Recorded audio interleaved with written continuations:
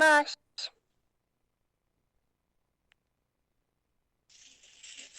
خب بفرما.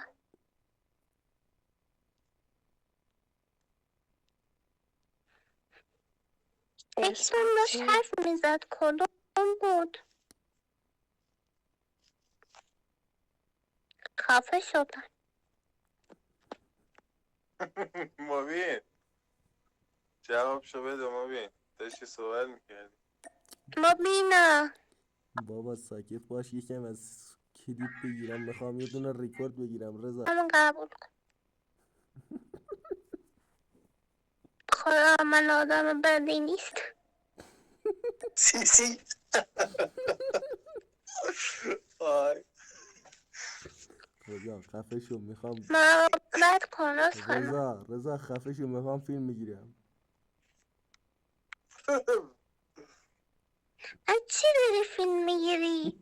من یه بنده خود نگم چی کار به من داری؟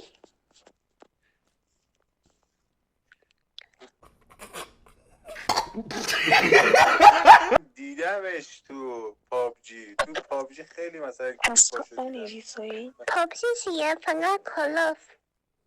به تو خدا پابجی خیلی از کلیپاشو دیدم ولی تو کالاف زیاد نیدم. تو کالاف یکی یا دو تا دیدم. من زیاد پیجشو دارم، من پیجشو دنبال میکنم.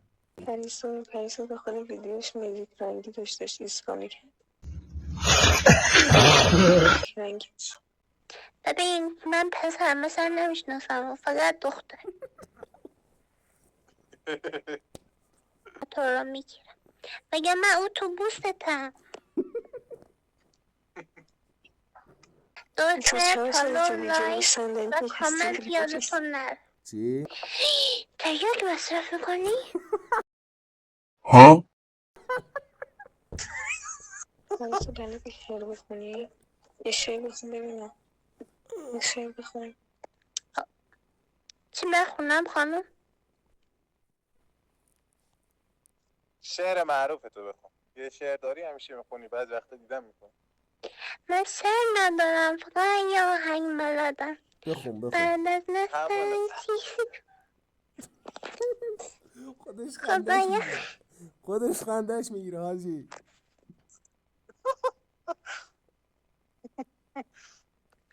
ببخشید دیگه منم آدمم.